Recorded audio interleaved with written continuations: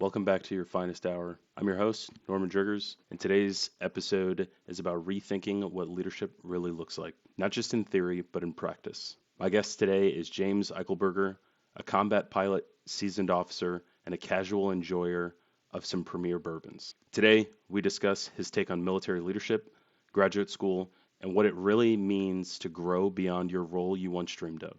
This episode is raw, reflective, and quite powerful. Enjoy this journey as we reflect on his life and his decisions that got him to where he is today. And without further ado, James Eichelberger. And we're live. Hello, James. Hello, Rufio, Norman. How are you? Yeah, man of many names. Welcome to the podcast. Dude, thanks for having me, man. It's an honor to be asked. I don't know what I'll bring to the table, but hopefully it's something value added. It will be. We have spent everybody listening, we spent the last 54 minutes getting together, talking about, catching up, because I think that's really important. But 44 of those minutes have been me troubleshooting the everything. So Yeah, man, I feel like if you get a couple U-28 guys together, they're bound to have to go through some power crypto settings situations. okay, James, for you. And then also, I'll edit this part out. For you, this, we didn't get to really talk about this too much just because I was fucking doing all this other stuff, but I want this to feel as much of a conversation as possible. And so the first, 30 seconds of us talking or whatever was obviously like me formally greeting you and all that other stuff. But everything from here on out is just like a very casual conversation, as if you were here with me and we were just talking at the 14th. That's Yeah. the vibe that I'm going for. And then I know I've already sent you all the things about just like what the podcast is about, what I'm looking for. If I could say the three main things that I want people to take away from your episode is the life of James, right? To like just talking about being a pilot. Cause like I haven't had a pilot guest. I mean, I haven't had many guests to begin with, but I haven't had a pilot guest yet. Right. So, for my mom, when she eventually watches this episode, she'd be like, "Oh, I knew my son was cool," and I'm like, I'm cool because James is cool, Yeah. And so that's number two, is just like the storytelling aspect of it. And then through the storytelling, I guess you could call this 2A, through the storytelling, I want people to feel like when they hear your story, I want them to just be like, wow, like as I hear this, there's other people out there just kind of like living their life, like taking charge of the things that they want out of life. And I want that to maybe not inspire, because like I don't think everything is inspirational all the time, but I'm willing to bet, and I know you know this just like as a grown adult who's mentored a lot of people. I want people to be able to say like, hey, that guy looks like me, or his history sounds kind of like my history. Like maybe I can achieve the things that he's achieved. Because in my opinion, like you, James, is my friend. Like I think you've achieved great things, Appreciate it. And the milestones thing was more for you actually than anything, of like a simple reminder of just being like, wow, I've done a lot of stuff, and you're in your 30s. Like we're going to do this 3 more times potentially, like, so that's the intent. That's the idea. So naval postgraduate school, in Bilatti's episode, we talked about DLI, right? Like the Defense Language Institute. Just down the road. Yes. So what is NPS? Because having most of my friends be officers, I've heard you guys over the last decade, right? Like talk about various schools, command track, becoming commanders, doing all the things. But then everyone goes off to do the most random school and thing that I've heard of. And then you got picked up for NPS, which is awesome. But I don't actually think I know what NPS even is. I just know the book a day club and all those other schools that people talk about. So Naval Postgraduate School. First thing, this could sound silly, but I didn't realize postgraduate was one word. So that's the first thing you need to know about Navy Postgraduate School. It's a hidden gem, which is the first thing, and it's something that I found is deeper than what I expected. It is a true school that has a bunch of different departments that, just like any college or any university, it has different curriculum that people can go through. And a lot of the naval officers that they're getting their master's degree in like electrical engineering, aerospace engineering. There's a ton of stuff. A huge part, one of naval postgraduate school is the number one school that astronauts come from. So there are more astronauts that come from NPS than any other school, which is know cool. that. I did Yeah, not it's know wild. that. So a lot of heritage, a lot of things. It's been around since like 1909 or something. So there's a lot of cool things about it. My specific department and what we do is the Air Force and more specifically special operations is I'm in the defense analysis department. So it's a curriculum that's focused in special operations and regular warfare. And the degree I'll get out of it is the mouthful. It's a master's of science in special operations and irregular warfare.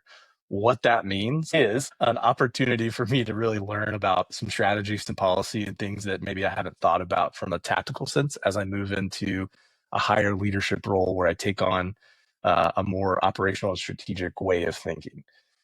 James's personal opinion of what NPS and specifically intermediate development education, where it's timed in your career, is kind of an opportunity to take a knee. I've been grinding for the last 10, 11 years, and now I'm moving to the next step of finishing out my career strong. So going back to NPS specifically, 18 months in Monterey, it's awesome.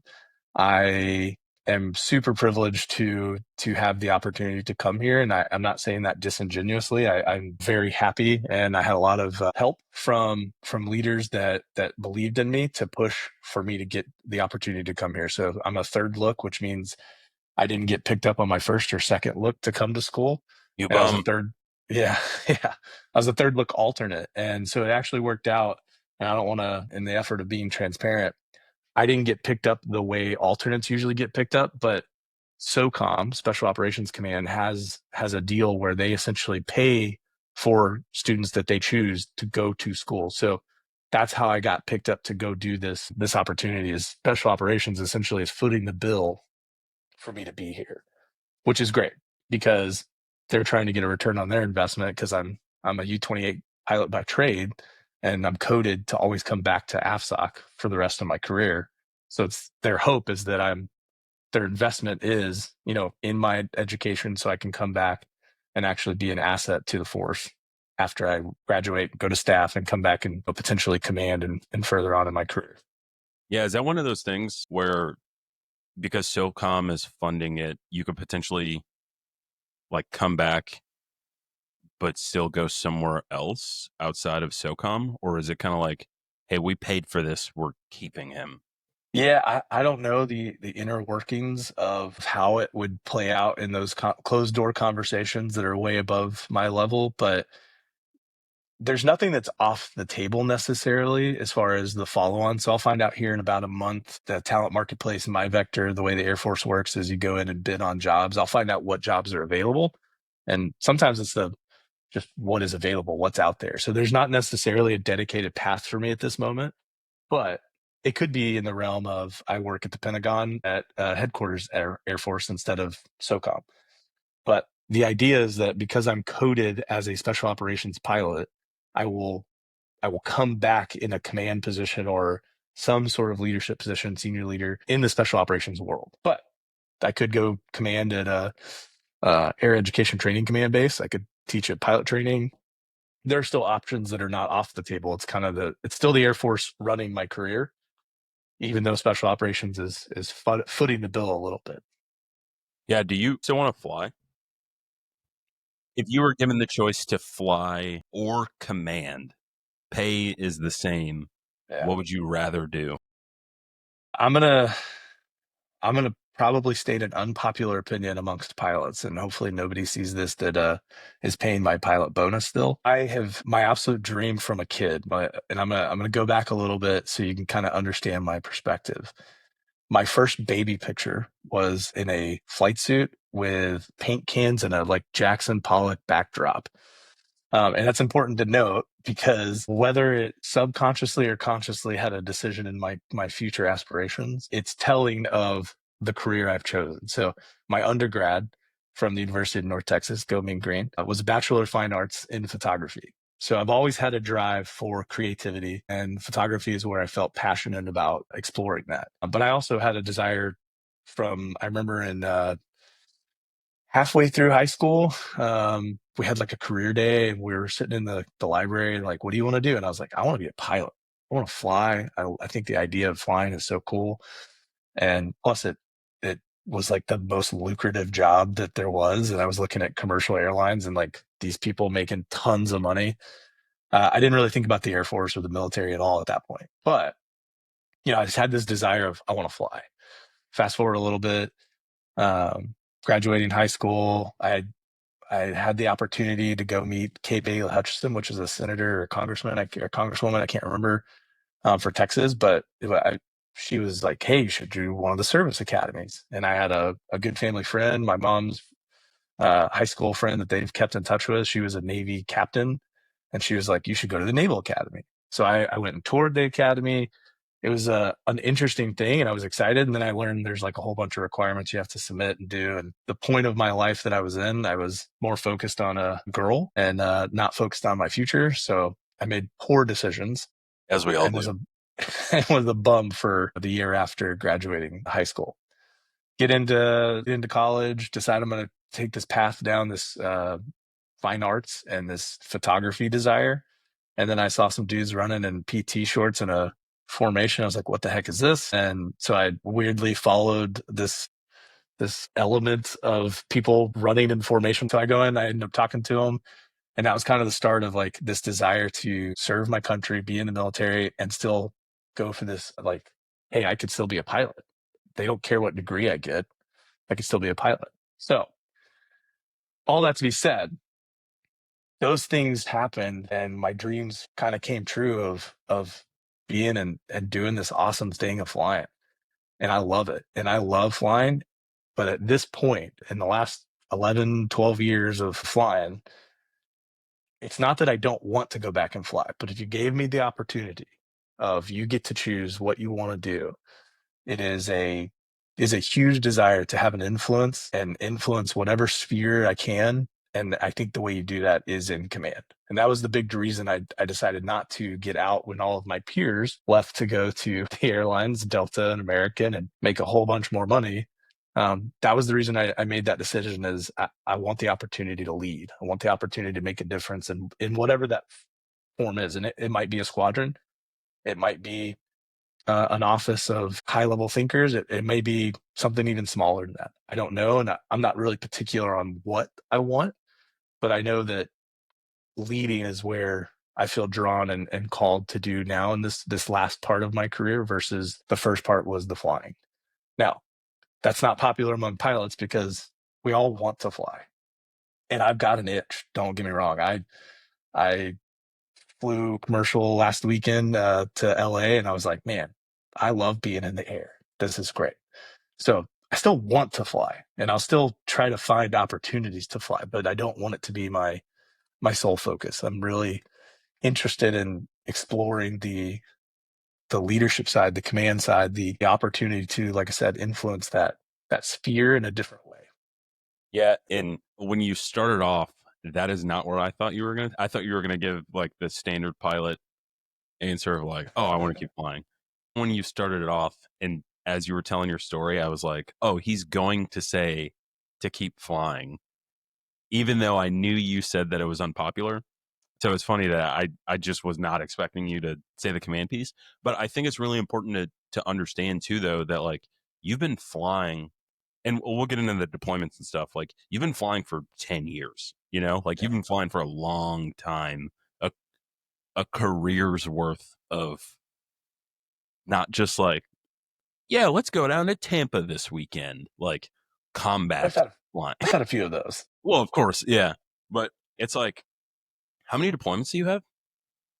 8 combat deployments. And then I did like a tail swap, which took me from Florida to Afghanistan and back. I don't count that as a deployment. And then I've done a month-long overseas exercise, but again, not a deployment. So eight actual deployments. Where's that exercise? That was Germany. Really? Man, it's kind of one of the sweetest deals other than naval postgraduate that I've gotten was a 3-week, 3.5, 4-week trip to Germany to AFRICOM, which is the special operations. I was working specifically for Special Operations Command Africa. and it was a huge African lion exercise, is what they call it. It's a bunch of nations that get together, and I went under the guise of I was going to uh, I'll think the country in a second, but it was a North African country. That's where we were going to go to Germany, get set up, and then fly down to, I'll figure out. I don't think it was Mauritania. Um, it was a northwest African country, but I'll pull up the map here in a second. Yeah, so we show up and they're like, we don't really have anything for you guys what to do. What do you want to do? And I was like, I'm here to be an air L&O. I'm here to be a liaison for special operations air and the ground. And they're like, okay, just sit in this jock and wait for us to call you. And it turned out like we did 8-10 hour work days where we were just kind of messing around with um, providing intel and stuff that helped drive the exercise. But realistically, I got to go explore Germany for 3 weeks. So it was great. So it's definitely not a deployment, but it was a cool opportunity to spend some time overseas. You have 9 deployments and a bunch of other TDYs, which for people who don't know what that is, it's just a work trip. I think it's like a temporary duty location or something like that. But to have even 40 TDYs, 9 deployments, like you get kind of tired of doing the same thing constantly. And so even if I was inspired to be a pilot from a very young age, which I was not, I could very easily see how you're just like, okay, I get it. Like I can do this as a hobby now. I would like to do something else, please. Our job, specifically in the U-28 world, at home, we're training. We don't get to do our real mission until we're deployed. But to train at home like we need to, we have to go to where the partners are that we're working with and the ground forces. So, at that point I was constantly on the road, which was great. And I had no issues with it. It was awesome. Especially as a younger single dude of just no cares in the world to just travel. And so I got to see a lot of the US with work trips. Early on in the career, I've seen a lot of not so great places in the rest of the world, but spending some time outside the US. And then when we were teaching at the weapons school together, we were TDY like 2 weeks out of every month, it seemed like. Yeah, So, it was a lot. It was a lot. yeah. Yeah. For the command piece, now for some people, I've noticed that they woke up and they were just kind of like, I think leadership is just something that I do. I don't really think about it too much. Now, the Air Force obviously invests a lot of time, effort, money, resources into officers and enlisted, but mostly officers because you guys are, in those positions, right? To command, to lead squadrons, into battle. Was there a moment in your career that kind of made you mentally switch where you're just like, I would rather be doing that than anything else? I don't know if there was a defining moment. I think the structure and one of the pre-questions and things you asked me to think about or look at was like, what milestones have I hit? I think with the pathway of a pilot and what the lifestyle of, you're always trying to achieve the next, we call it the next seat or the next qualification. It's a life of learning, which if you go back 20 plus years and you're like, hey, you're going to spend the next 40 years of your life learning a new thing every week, every day, every year, probably would have been like, oh, I don't think I want that. Don't sign me up for that. So like, you're always studying, you're always in the books, you're always learning, you're trying to refine those skills. So I don't know if there was a defining moment that made me want to switch to like, oh, I want to command, but within those milestones and those things I was trying to achieve, you become aircraft commander, you become a instructor or an evaluator. And what that ultimately does give you more responsibility. So, and it's still pretty small inside the cockpit or inside the airplane or inside a squadron. But as I achieved those milestones, as I achieved the stepping stones to something bigger with more influence, more responsibility, it kind of became like a desire of, well, I'm learning, and don't get me wrong, I have not done it perfectly. There are plenty of things I messed up as a basic aircraft commander, a mission aircraft commander, a deployed squadron commander, and even being in garrison or at home as an ADO, Assistance Director of Operations. Like all of those things were more and more responsibility, and I messed things up along the way. But the desire to continue to hone that skill and get better and really see the influence that I'm imparting on people, or the wisdom or lack thereof wisdom. Sometimes it was, you learn a lot through success, but you learn way more in your failures. And when you get to see that action being taken or taking place in front of you, I think that really is the moment where I was more interested in what can I do, not in the airplane, but what can I do on a bigger playing field? And what can I do to influence or impact and pour into others what I've either learned or what I've garnered along the way. A long way to say that there wasn't a defining moment, but really a culmination of all of these milestones I've achieved have pushed me into this desire to keep impacting those around me for the better.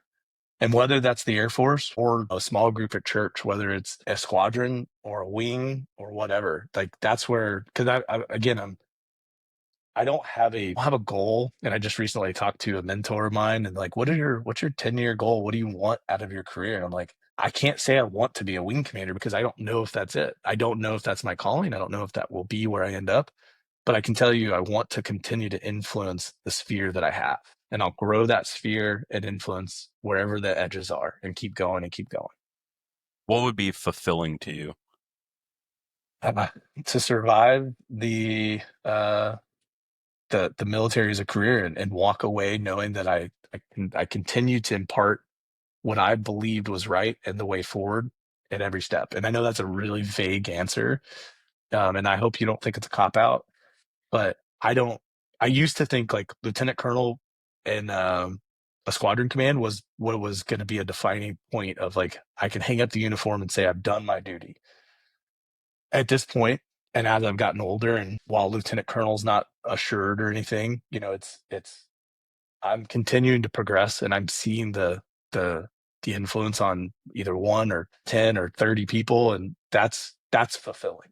Those steps are fulfilling. And when if I don't impact, it gives me an opportunity to readdress and be like, okay, how can I change and impact the next opportunity?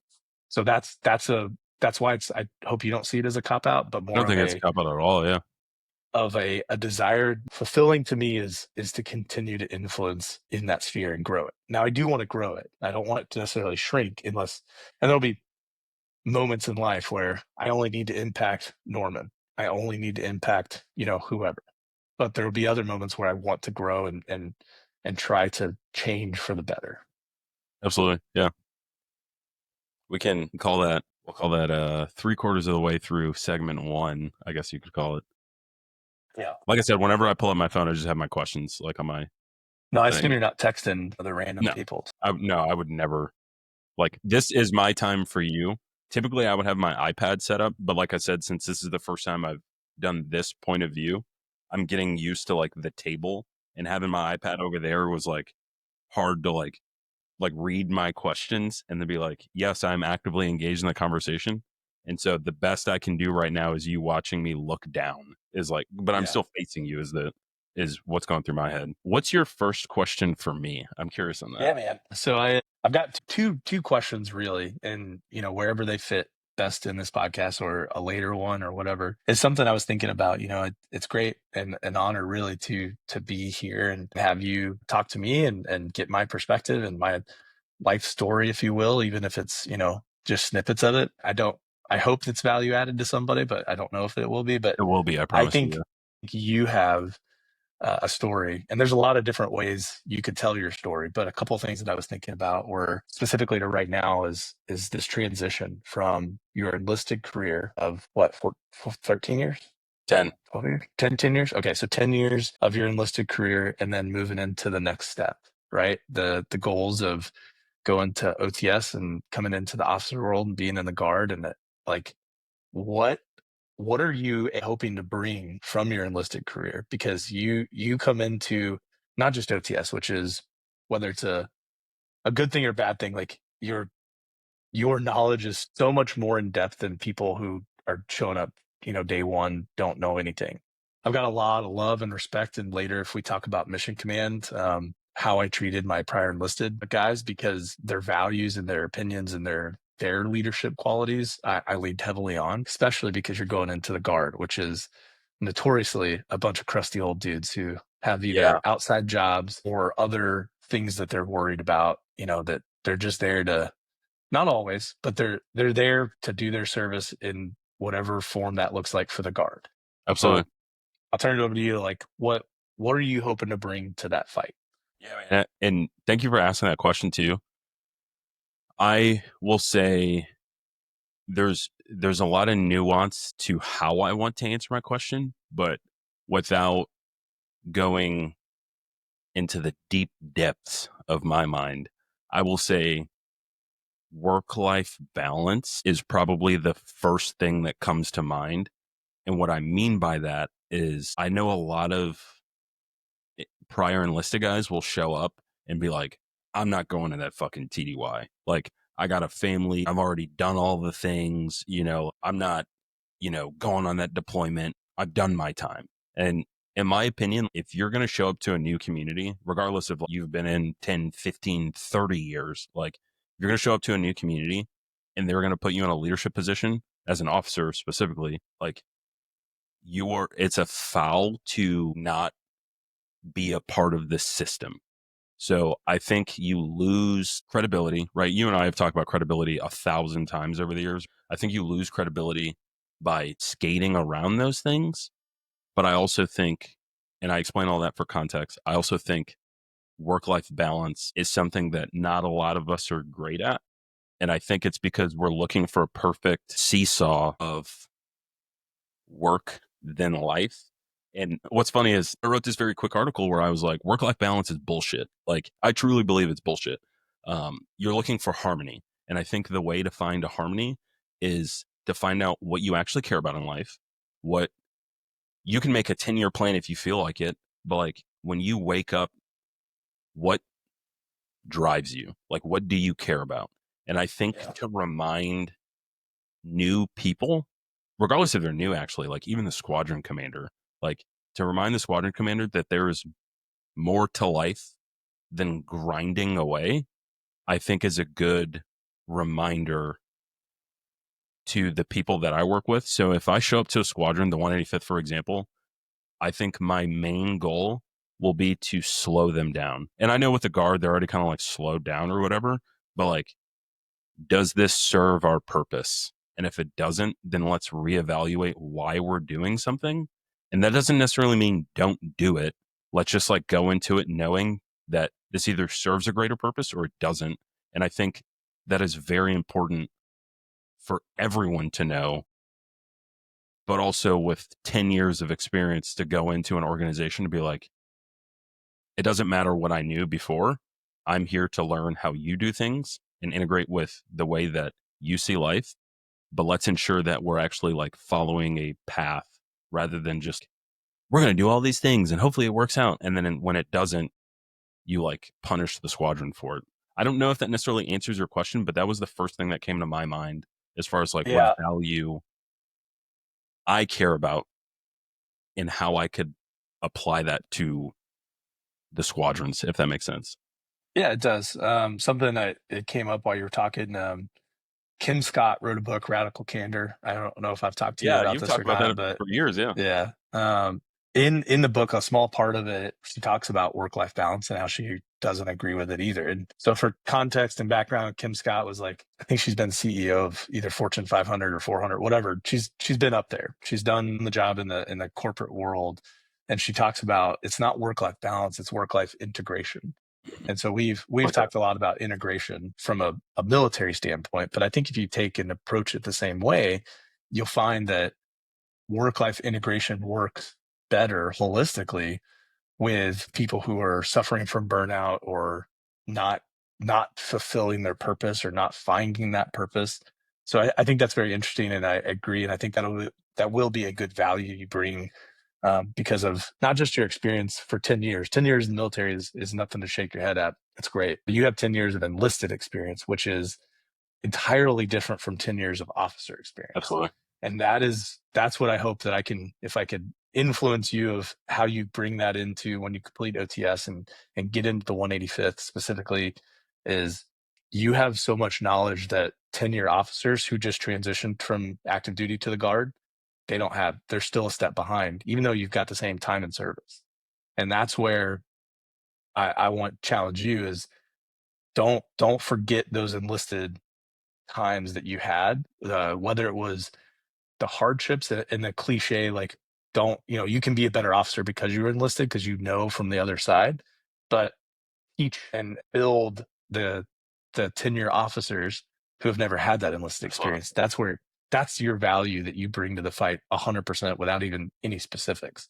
So don't forget that and bring that in. But that work-life integration is definitely a true thing that I've had to learn over the years and figure out what that means. And I think it means different things to different people. I think different seasons of life as people go through, it will mean certain things. It may mean that you leave every day at 5 o'clock and work doesn't come home with you, but that may not mean that to the guy who's hard charging and has got a job and a path that he wants to forge. And maybe he does work or she works at night, on emails till 10 p.m. That's where, when it's ever been preached to me of like, the duty day is this, and you don't bring homework with you, and that's how you do work-life balance. I'm like, I don't believe that, because there are some days I'll take a 3-hour lunch and go have lunch with a good friend from out of town or my wife, and I'll spend that time so that I can spend a little bit later in the comfort of my home working on work stuff. But that's not bad work-life balance. That's just me integrating work into my life a better way. Yeah. So that's a really good perspective that I'm glad that you will continue and bring into the one year. Yeah, and to continue on this conversation, actually my target audience for the podcast was like high performers and helping them sustain excellence was like what I thought I was going to talk about. So initially I was just like, oh, I'm going to bring Pistol on. We're going to talk about like decision making and like pressure based decision making, and like we're going to talk about like the RF threats that he was sending people into combat to go execute again. Like it, and that sounds cool, but that's not, no one has those problems, like no one wakes up and they're just like, man, I really need to make a lot of high pressure decisions right now. Let me turn on a podcast to listen about. I was just gonna say, I'll be honest. It's one of those. It's funny. I recently talked to whether he considers me a mentor or not, and somebody but I'll leave his name out of it. He was getting ready to go be an MC on a short notice deployment, and he was, he demonstrated what I think every mission commander, every deployed commander who's doing it for their first time exhibits, which is apprehension of not making the right decision, and some of the threats and things that he was going to be exposed to with the troops and the people he was going to send to go fly, or things that we haven't really seen or done.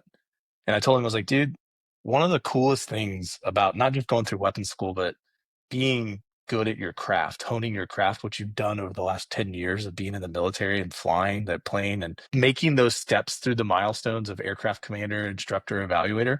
One of the cool things about it is like the combat tactics, the tactical things that will come up are actually the easiest. And he was like, what do you mean? I was like, dude, like sending somebody into a threat ring because I knew the threat and I knew like that was the stuff that those were not the hard decisions. And that sounds a little cavalier. Like it's not lost on me that you're still flying in a high risk environment and flying itself is inherently risky, but those were not the hard decisions. The hard decisions came from like managing personalities. The hard decisions came from dealing with the everyday life of other people on top of yours. Yeah. That's where in my mind, that's where leadership like is transformational, like how you handle problems, how you handle those situations. And they weren't the tactical ones. They weren't the ones that I was like, man, I'm really worried about sending these new crews into flight. Like those were the easy questions. And to be honest, like they were ones that I almost wanted more of, because it was more of how do I handle a peer who's the same rank as me, who is causing dissent amongst the force. Like that is a leadership problem. That was something that you don't get trained for, and you really have to dive deep into like, okay, how am I going to handle this and move forward? So a small derailment, but it was interesting the way you brought up that this podcast could be about decision making under pressure and things like that. And to be honest, those are the easy decisions.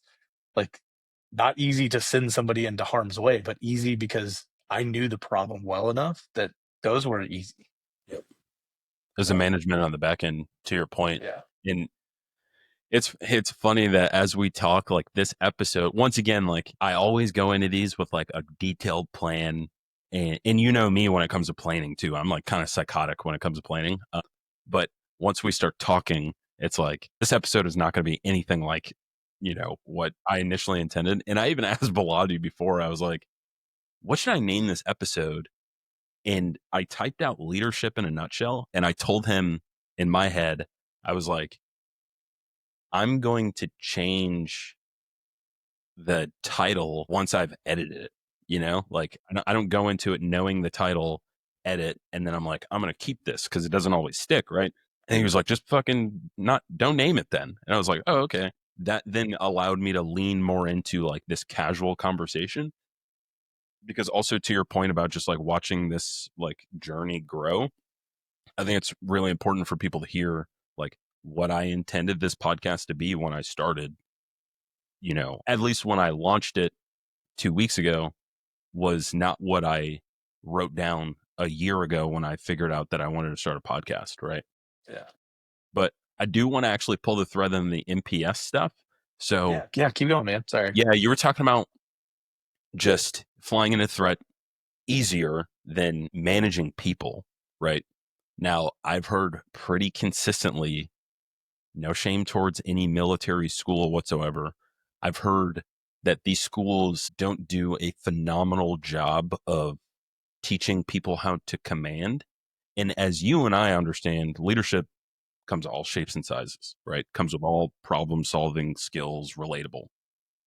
I think it's really hard to sit down and be like, this 6 month course, I know NPS is not 6 months, but for the example, this 6 month course, by the end of it, you will know how to lead a fighter squadron. You will know how to lead, a maintenance squadron. It's all going to be different, and it's all going to have its own variation of problems, right? But Yeah. what has your experience been as a student of NPS? And do you feel like by the end of graduation, you can walk into a squadron command position, or is that even the intent? Yeah. So I don't think, I'll again, my opinion, I don't think these schools, IDE specifically, or really professional military education in general. For the officer side, you've got your SOSs where you go, the squadron officer school. That's your first like formal school. The military wants to teach you some leadership and some different perspectives of how to approach future problems. And what I will say is, while SOS is not holistically a good program, in my opinion, the benefits of SOS is that you get exposure to career fields and other people that you haven't had the opportunity with. You take that a step further with NPS or even ACSC or the Army's version, Army Command Staff College. All of these schools, I think, while not necessarily tailored around how do you become a better commander, I think they do a good job of preparing you to be a leader. And I say that because I think what I'm learning, and I'll give you for instance, this quarter, I am in a class called Seminar for Guerrilla Warfare. I'm in another class that is modeling. Uh, it's basically a game theory class, but it's modeling for conflict. So math. That's not what I'm I also thought you in were going to say. not modeling like, these biceps, but Yeah. The acronym I'm is math. Like the breakout is math. like it's a math class, like Okay. legit Yeah. All right. math. We're on Yeah. the same But page. it's Yeah. a game theory class essentially. So, and then I'm in a problem or a course called Wicked Problems, coping with wicked problems. And then I'm in a research class for my thesis. So none of those really hit at how do you become a better commander or a leader, but all of them they play into the ultimate education of I'm learning things and perspectives that will help a leader become more well-rounded. So coping with wicked problems. This is one of the coolest courses that I'm in right now. And at first I was having a really hard time of just understanding why it mattered. But we've gone through and essentially what a wicked problem is something that's ambiguous and has no solution. And a lot of the problems the military deals with are wicked problems. Ukraine and Russia, a wicked problem. There's so many facets of that problem that it's not just a single action can make it go away. There's so many things that go into it.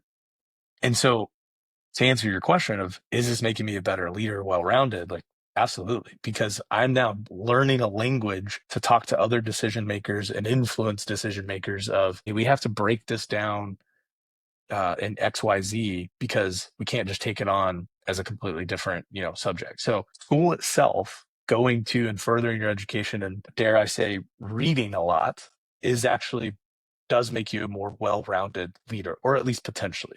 There are still toxic leaders that have lots of education and have masters and bachelors and PhDs, but the potential is there to learn more perspectives, having a way to, or at least a baseline education to fall back on that could help you in the future. So I think the intent is solid and sound for it making you a better leader potentially. And that I'll highlight that potential part because you could go to class and get grades and not learn anything from this course. You really could. And you could take the opportunity to just take the D for 18 months and get right back into the grind.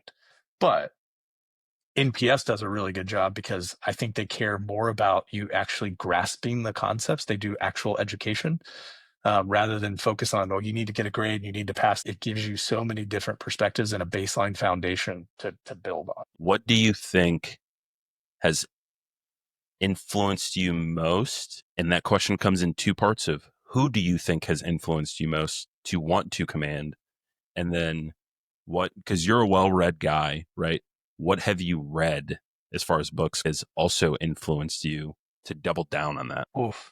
Man, those are great questions. I think let me go back because you brought something up about is reading. You didn't really ask, but a roundabout way is reading important. Is reading something that helps you? Because all commanders, senior leaders, even the chief of staff of the Air Force, as far as I know, has created a reading list. Mm-hmm. While I think some chief of staff were better than others, I really enjoyed that CQ Round was the first person to put on podcasts on his reading list, and because it was the first real like human moment of I don't have time to read all these books, but I do have time to listen to podcasts on commute, and I love Podcasts are that. great. And a lot of things are well, they're widely available for almost anybody. So I'll hit the point of like reading is important, and it's not just military history, leadership books because they're out there in excess. Reading fiction, reading I think in general gives you a better, more well-rounded approach to the language, not just of English, but just being able to converse, to articulate your thoughts, to think through things. Reading fiction is something I enjoy, partly because of Jordan, and my wife being somebody who loves reading. Getting into fiction is something that sparked creativity in my mind. So reading is important. I'm not as well read as I probably could and should be, just because I do like to listen to podcasts more. And mainly because I'm a very slow reader, and I read very slow because I like to create the narrative in a movie in my head, which takes a lot of time. So things that I have read that I think are huge. I've already mentioned it here, the Kim Scott, the radical candor, the idea of learning from others' mistakes. And when they put it into written word, it's like it becomes a go-to. It's almost a guide, a template. Hey, this person messed this up. This person says you should try this. So it gives you perspective. To your question of who inspired me to want to command or influenced me to command, there's a pretty big list. This is going to sound really cheesy. There are a couple of senior leaders that I think I saw and was like mentored by them or saw what I wanted to be. That's my definition of like a transformational leader because they influenced me so much that I wanted to emulate them. Andy Jett, Colonel Jett was one of those. My first squadron commander, operational squadron commander, somebody that I didn't get a lot of time with, but the way he carried himself, composed himself, ran a squadron was incredibly influential to me. And that was kind of my first person. But really, and there have been other senior leaders since then. Colonel Adam Moore, who's still a wing commander now. He's a dog. I have such huge respect for the way that he treats people. Yeah. And that was influencing. None of these necessarily, Colonel Jett, I wasn't in his squadron long enough to really be commanded by him. We did a couple things, but I didn't deploy under his direct command. And Adam Moore was our group commander at the time. Like he didn't necessarily give me commands, but the way they treated people, the way they influenced the people around him was really important. And then the last kind of person is not a senior leader. It's actually my peers. My peers are the ones that have given me the influence or the desire to want to lead. Uh, the most recent, sitting with you and Chris Aguayo, Poppy, and the people at the 14th, who are all these really hard hitting, heavy, uh, like great instructors, great influences on the community they're trying to impact. Those are what really made me want to continue to have a desire to influence and lead people, because I'm seeing it such a it may be scoped, it may be a small level of, it's just the 14th or just the U28s or just the MC130s, but having those opportunities to see like, oh, this is what influence looks like. This is a desire. This is what's driving me to want the next step. And so it's, in a weird way, it's not like one single person has, you know, given you the inspiration to want to be a commander. It's actually been a myriad of people, and really sitting in those small groups and seeing the influence grow amongst us has made me desire something more. Absolutely. I got two last questions for you. So we talked about a lot of leading others. I'd be very curious on what your take on leading yourself looks like and what that means to you, and then what takeaway you would give to someone else who is actively pursuing self-improvement, I guess is the word that I will use. Yeah, man. Humility. And it seems a bit of a catchphrase, cheeky, whatever. You really need to be humility, but like true humility, the actual quality of being humble. And I think in the military, especially with Type A, because we're in this aviation community where Type A people run rampant, and it's for a reason. There's a reason you need to be Type A in a multi-million-dollar aircraft, potentially with lives on board, or if you're a fighter with weapons and like having the ability to wreak havoc, right? Like there needs to be some Type A personality, but that doesn't always need to be arrogance. And being humble and knowing what true humility is, I think is important. And I think it's a lifelong lesson. In the pre-brief, when we were just getting to catch up a little bit and spend some time being friends earlier this morning, the thing I told you about golf, right? I've played a lot of golf at NPS, which has been great. It's something that it truly relaxes me. And even though I'm not very good at it, I'm also convinced there's like 100 people that are good at it, and they all play on the PGA Tour. There's And no that's it. actual No one good. else is good. No one else is good. Everybody else is just trying to survive the round, just like me. But the perfect game of golf doesn't exist, because it's 18 hole in ones, right? That, as far as I know, and please fact check me, but I don't think anybody's ever done it. So it's a good analogy to life, in that you can always work on this game. You can always work on being better, and you can shave a couple strokes off each game or each round of golf you play.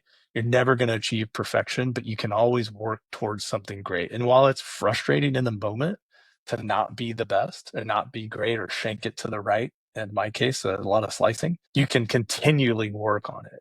And I think that that's what having humility looks like, and having the approach to life where I can work on this. I can be better. I can be more patient. I can be more assertive. I can be better listener. There are things in every facet where you can truly look and try to improve. And I realize that's a little vague and a cop out and kind of broad stroke of how to be a better person. But I think you have to do some inner reflection on what it means to be humble. And a lot of people equate that to like, I'm not going to brag about my accomplishments. And I don't think that's what being humble is. I think what being humble is taking the opportunity to, what can I learn from this? Even though it went great, we shot the best round of golf last week. It was awesome, but I still messed things up, and I could do better. And how do I fix that? And how do I work on that? That's my personal takeaway of any leadership or followership opportunity, because I think to be a good leader, you have to be a good follower too.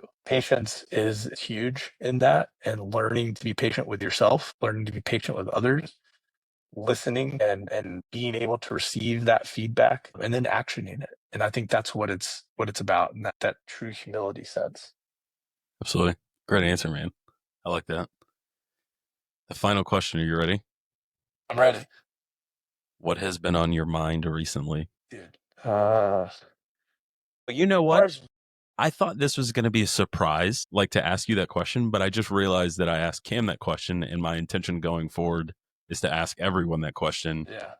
But because you watched the Cam episode, you know. I didn't even put two and two together. Well, here, Now I'm going to have to ask a different question to everyone that's just like popped up in my head. Yeah. Yeah. What do you think about Donald Trump? No, I'm just kidding. Let me think about it, and I'll tell you in a second. But I want to ask you a question before Yes, I'm ready. we end, because I know, and obviously you share what you want to share, but something that I'm inspired by you, and I told you earlier how proud I was of you and your accomplishments and moving forward with goals that you've had to start this podcast, start the coaching. But I think your story is worth telling. And I don't know if at one point you'll do a podcast of your story. But like, what does resilience mean to you? Yeah, dude. I just recently, phenomenal question, by the way. I know it was a good question because that's why I asked it. Resilience. So when I started this, and this won't be long winded, when I started this, that was the one word I was like, I want to be known as the resilience guy, right? And so I started doing a bunch of research on like what that word meant, how to define it, what that meant to everyone. And to your point, I did some reflection and I was like, what does resilience mean to me? And in my own self reflection and research, I realized that resilience truly means the ability to, I think of resilience as like a rubber band, I guess you could call it, right? Where life will pull you and pull you and pull you. And your ability to be resilient is your ability to have elasticity and return to your baseline, whatever your baseline is, right? And so I think the military does an okay job of teaching what resilience is as a force. And that's, the pillars that we've all heard about of spiritual, emotional, financial, like all those things. And I think those things are important because they allow you to have the tools to be resilient. But I think it goes a little bit deeper than what feels arbitrary, which is the finances and the mental and like all the other stuff. And it truly is just defined as when something happens to you, right? For perfect example for me, my truck, right? I know I've just sent like little snippets of what happened to me, like with my vehicle, but my transmission blew out while I was coming back from Jacksonville, right? I was stuck on the side of the road in the middle of nowhere. There were quite literally like Confederate flag vehicles like driving up and down the road. And I was just stuck, and my phone kept falling in and out of service. And so when I called Geico or whoever I have, I was like, yo, come get me. They were like, it's going to take 3 hours, big dog, And so I was just like, okay, I guess I'm sitting in my vehicle like with no service and hoping that someone shows up to the address, right? 4 hours later, someone shows up. I take my vehicle to the shop. It takes a month for them to fix it. The guy has me drive out to the location 3 times. I got a rental, drove out to Tallahassee, literally out, back, 3 times, right? Total. And then he hits me with a $5,500 bill, right? After we had already discussed that it was not going to cost that much and do all the whole thing. And then I drive my vehicle back and my vehicle breaks down again. So during that entire time, I was just like, wow, this fucking blows, But And this is all on top of you're in the midst of transitioning from active military service to getting out and not yes, having a job. yes, Just to pile on. 100%. And, I'm in a long distance relationship, as you know, but the audience may not know that, right? So like there's some struggle and pain that comes with being long distance, right? So it's not like I can just come home to my girlfriend and give her a hug and be like, take care of me emotionally, please. I came home to myself, right? And then my vehicle broke again. And then very shortly after, I was able to fix it. But the next day, I was like, well, that problem's over. On to the next thing. I didn't sit and ruminate over the problem, what had happened, all that other stuff. I was just like, wow, this blows. And then I fixed the issue and I was able to go back to my baseline was the word. And so I don't think I would have even put thought to that had my girlfriend not, again, from long distance, like, good for her for not being able to be like, wow, I don't think I would have been able to handle any of that. And I was like, you know what? I was like, because I'm a firm believer in God, right? I was like, thank you, God, for like giving me the strength that I've been asking for. But I was like, I no longer need challenges to prove that I am strong. I was like, I am strong enough, I think. Yeah, fair, man. Um, That's great, and I love the analogy of the rubber band and coming back to its form. And I think over time that rubber band may change shapes or sizes, based on the baseline, like you said. Even I think it was important. I was thinking through when you were talking. That came up was somebody was talking here at this level, right? Senior major, about they're scared to fail. And I think it's important to talk about how it should be almost, while not a desire to fail in life, it should be a desire to fail fast and learn from it. And I think that's a good takeaway to resilience as well. And I think it's important to know that that helps build that. And it takes time and it takes experiences, some good, some bad. But that's really cool. I'm glad you shared that with me, man. Did you have any other questions? That was an awesome question. No, man. Well, those are the two big things I was wanting to talk to you about and give you an opportunity to express and share your story. Thank you. Yeah. You had asked me what I'm thinking about. Yes. I'm glad you came back to that. If you want to tee it up with another, that was a very what did Cam say? A gravitas way to ask. What are you thinking about? Um, I'm at a weird point where I just signed a commitment to stay active duty to 24 years. So I'm just kind of on the. I signed it a year and a half, almost 2 years ago. But um, I'm at this point in my career where I'm going to face the questions and the challenges of: do I want to keep flying? Do I want to command? What does my job look like? How does that job work with what my primary focus is in life, which is my life with Jordan and our marriage and the way we move forward. And that's what I'm thinking about. I'm thinking about how do I truly embody what I'm saying, which is do this work-life integration thing and thrive in it. Brian Carter, commander of the 34th, right as I was leaving, um, I think he did such a great job of talking about how do we thrive in our environments. Now he was specifically talking about my deployed command situation, and hey, I want you to thrive, and I want you to take this opportunity to do more than just the status quo. Um, and I'm thinking about that now, and what's on my mind is how do I take the remaining part of my career, which is wild to think that I've been in 14 years, and you know just around the corner is retirement. And how am I going to take that and make sure that my focus, which is my personal life, integrates well with my career aspirations? Um, so I've been thinking about that a lot and how that works. Do I have an answer? No. That comes into the wicked problems class that I'm taking. It's a wicked problem it's complex, it's ambiguous, it doesn't have an exact answer, because I could choose one way and maybe it works, maybe it doesn't. That's the vein of my thought process and where I'm going down right now is, how do I make that work and how do I thrive in that, whatever it looks like? Because it may look like, shoot, man, I may get done with school and end up at a wing staff job and never fly again, or I could go on and take a command spot and I could move over to the 185th and be a DO or commander. I And would love that. I uh, would love that. I don't Shout know, out to the 185th. but I do know that I want to thrive in whatever situation I'm in, Yeah. and I want to ensure that that includes my family and my wife, and how we move forward in her career. Who is also a shout out to her being a rocket ship and doing amazing things and taking on every challenge that is put in front of her and seemingly doing it with ease and grace, which kudos to her. So yeah, that's where I'm at right now. That's what I'm thinking about as far as career and life aspirations. Of course, I'm always thinking about how do I get better at golf, but that's That'll probably never never going to happen. happen. Yeah. Well, dude, thank you. Thank you for showing up. Thank you for being a guest. Thank you man. genuinely for being my friend for near a decade now and decades more to come. You've always been someone I've looked up to. Like, again, I'm speaking genuinely. Like, you've always been someone I've like looked up to.